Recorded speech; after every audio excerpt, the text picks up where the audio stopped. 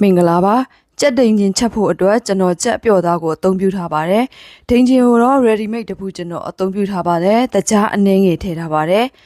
စနွင်းမုံမဆလာတော့မိမိကြိုက်နေတဲ့လောက်ထည့်ပေးလို့ရပါတယ်ကျွန်တော်စားနဲ့အသုံးပြုပြီးချက်ထားပါမယ်အရသာမုတ်လို့ထည့်ပြီးွားပြီးဆိုရင်တော့အရသာတွေဝင်အောင်ရောနေပေးသွားပါအရသာတွေနဲ့လို့ပြီးွားရင်တော့အပေါ်ကနေကျွန်တော်လိုမျိုးအိတ်တုံမဟုတ်အဖုံးတစ်ခုခုနဲ့အုပ်ပြီး9နာရီကြာအောင်နှက်သွားပေးရပါမယ်ဒါ9နာရီနှက်ထားတာအချိန်ပြည့်သွားတဲ့အတွက်ကျွန်တော်စပြီးချက်ပါမယ်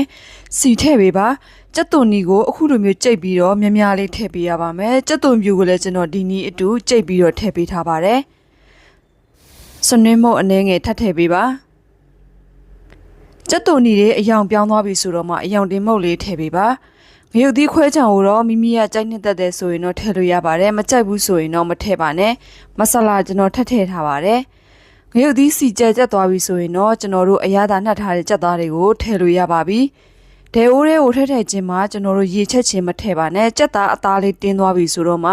ရေကိုတဖြည်းဖြည်းနဲ့နည်းနည်းချင်းထည့်သွားပေးပါကြက်သားကိုနူးနူးအီအီလေးချက်မှဖြစ်တဲ့အတွက်ကျွန်တော်ရေကိုတော်တော်များများလေးထည့်လိုက်ရပါတယ်။အောက်ကမီးများများနဲ့မချက်ဖ ೇನೆ ကျွန်တော်တို့ပုံမှန်မီးအနေအထားလေးနဲ့ကြက်သားကိုကြက်သွားတဲ့အထီအောင်နူးအီသွားတဲ့အထီအောင်ရေနည်းနည်းချင်းထည့်ပြီးတော့အခုလိုစီပြန်တဲ့အထီထားပေးသွားပါ။